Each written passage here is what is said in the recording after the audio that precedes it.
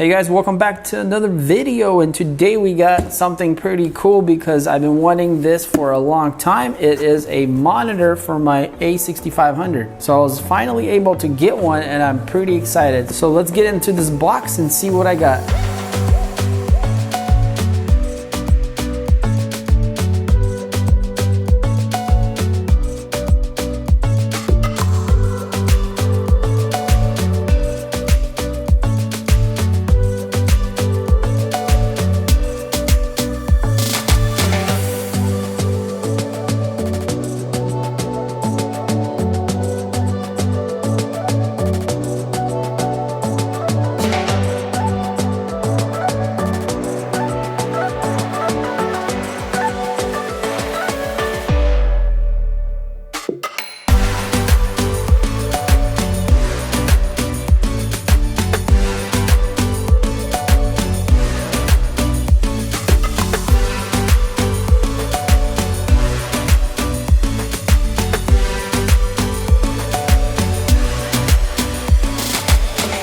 So this is the box that it came in. It's just a plain box, nothing written on it.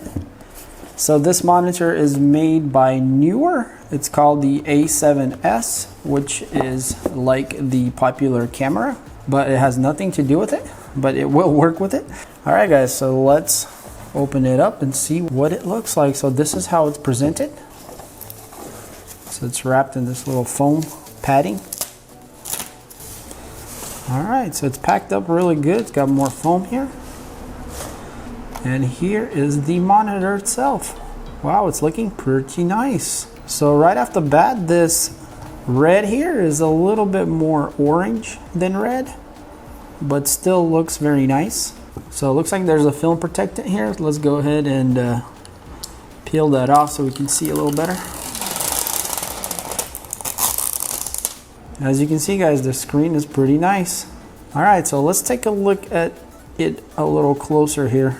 So we have the 1/4" screw mount here on the bottom. On this side we have the 12-volt power, which is not included.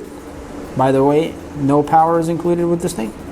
You have to either get batteries or the adapter to power it on. So we have the full-size HDMI input and output.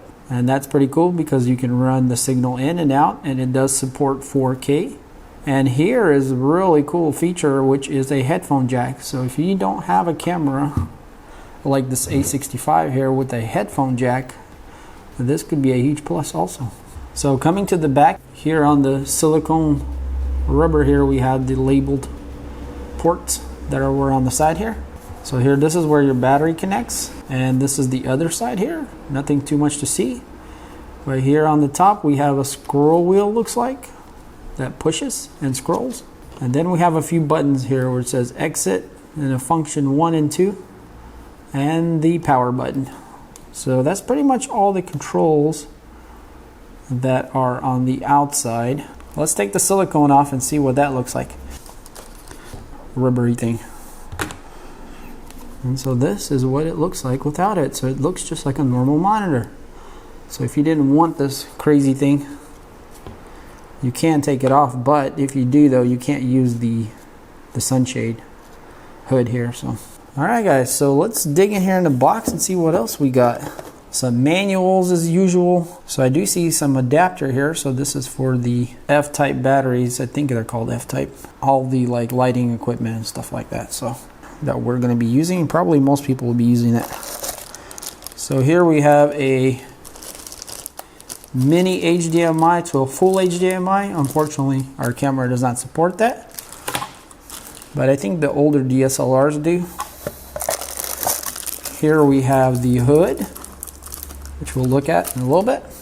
And for the last thing, we have probably the ball mount thingamajigger. Let's check it out here. Okay, so we do have an Allen wrench with some kind of set screw. I'm very curious what the set screw is for with this Allen wrench, but we'll find out, I guess. Alright guys, and that's everything that comes with it. So I'm going to go ahead and put this rubber thing back on here so we can protect this guy. And by the way, this rubber silicone bumper here is not very tight, so it's kind of, you know, like a little bit mushy, but it's a good enough fit. And here in the back, if you guys can see, there's like these little nubs here, and they go into the screen, so it kind of keeps its composure, I guess, and doesn't just slide around all over the place. All right, so our little adapter would go here in the back, and it does have a little lock here, so it doesn't come out. I don't know if I mentioned this, but there is another mounting point here on the top of the monitor, which is really cool because, you know, you can mount your microphone or whatever else you want to mount on top of here. I kind of wish they put one on the side here, but maybe this frame is not strong enough because it's plastic. All right, so let's go ahead and screw it to the bottom of the monitor. So here on the camera, we have a couple mounting points. We can use the hot shoot here of the camera, or I have a cold shoot here beside it on the small rig cage here. And by the way, guys, go check out this video of the small rig cage. I really love this cage. All right, guys, so we're gonna go ahead and just mount it straight to the camera here. So it slides in pretty good.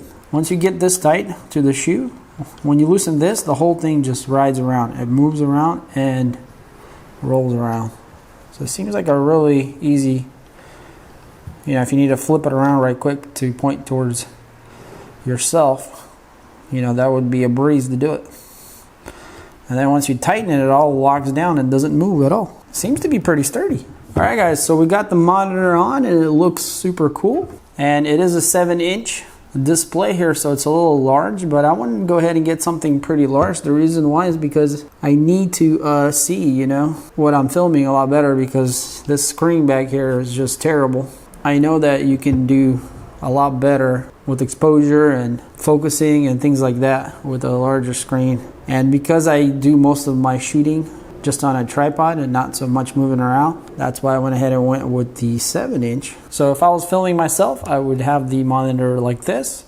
But if I was filming someone else, you know, I can just loosen it up and tighten it. And now I can, you know, film like this. All right, guys, so I do have a battery here, and it's called a NP-F550. And this is a pretty common battery that you can get. Now they have the bigger ones. I forgot, I think they're 750 or something like that, or 950. So putting the battery in is as simple as just sliding it in here. There is no kind of locking mechanism or any of that sort back here. So, you know, if you hit this thing hard enough, I guess it could fly out, but it locks in there. Seems to be like really, really good. It actually is hard to get out. So I think once it goes in, it's fine. So I don't think you're gonna have any trouble of it flying out or anything like that by accident. So, but yeah, that's how it looks like with the battery. All right, guys, so now that we got the battery in here, let's go ahead and hit the power button and see what happens. And there we go. We have a screen that comes up, and it's all blue. So it looks like it's defaulted on this, and it's looking for a signal. So the next thing we need to do is we need to connect our HDMI cable from the camera to the monitor. And so if you do have an A6500, you're gonna run into a problem where you don't have a cable. So that's obviously a problem. So you're gonna have to buy that cable on the side. So technically, you know, you already have a few things you need. You're gonna need power, which is a battery or a 12-volt power supply here. But, you know, battery is obviously the way to roll, unless it's just going to be sitting in the studio. So you're going to need that, and you're also going to need a cable. The reason why is because most of these new cameras come with a micro HDMI, and so a lot of these companies haven't caught up with the idea that they should include an adapter maybe that only costs $1 or $2, so it will work with all the cameras. So it's a little bit surprising they don't do that, knowing their market and where these monitors are going to be going. So we cannot use their cable that they provided, so I had to buy extra cables here.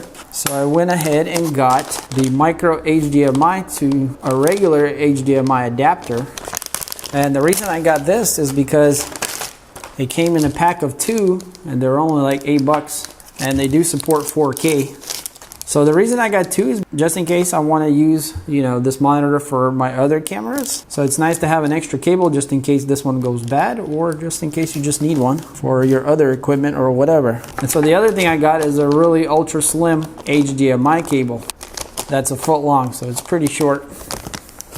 So we got about 6 inches here, and we got about 1 foot here. So that gives us about 1.5 feet total of reach. And by the way, guys, all these cables are 4K compatible, so make sure you get 4K cables, because if you don't, you're gonna have issues with the signal. All we gotta do now is just plug into here, and now we have ourselves a cable. So you can go ahead and buy a cable just like this if you want. And this length seems to be about right for me, even if I have to move this monitor to the side a little bit. I didn't want to have a bunch of extra cables laying around, or twirling around the camera, so try to keep it as short as possible. Connect to our camera, and so now we can connect to our input on the monitor. We can go ahead and turn on the camera and see what happens. And there we go, guys. We got a live view. So I don't know if you guys can see that good or not, but it looks really good. First initial impression. So, all right, so here's a little better view of what it looks like up close. So it's pretty nice fit here. One of the big problems that I had is that, you know, in order to see myself, was that I had to use like a external, like a tablet here, to connect through the plate memories to the camera. But what I wasn't realizing is that whenever I was connecting the tablet to the camera, I was making the camera work a lot harder, and so it would overheat.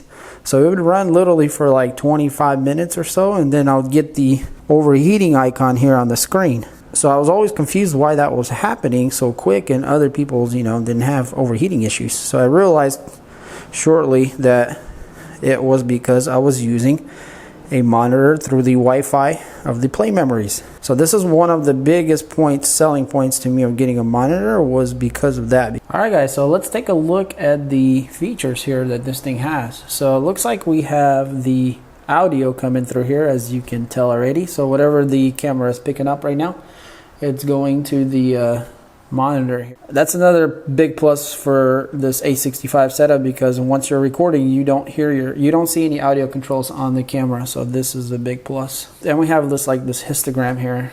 As you can see, when I move it, you know, it moves too. So there's a little wheel here on the top that you just spin. So if you start just spinning it randomly, then the first thing it does is control the brightness. So if you're outdoors and you need more brightness, it's as simple as just spinning this guy and you can get pretty bright. So if you want to toggle through these options, all you got to do is just push on this wheel. Just push it, and then we go into contrast here. Saturation, tint, sharpness. I guess you can make the screen a little sharper. And you have the volume for the headphone output jack that's on the side right here. So when you don't touch it, it just goes away. Now if you want to go into the deep menu, what you do, instead of scrolling it, you push it. And when you push it, you get this menu here. And in this menu, you can see you can choose a bunch of different things. To go out of a menu, you just push the exit on top and you get out of it. So here we have the configuration for the two function buttons on the top here. So one of them is F1 is configured for peaking, and the F2 is for level metering. So if we click F2 on the top, we're gonna have our meter disappear there. And F1 is for the peaking on and off. So that's pretty cool. I'm definitely gonna keep the peaking on F1, and F2, I'm pretty sure I'm gonna want that meter on there constantly. So we're gonna change the F2 to, probably gonna change that for the histogram, just in case I want that out of the way.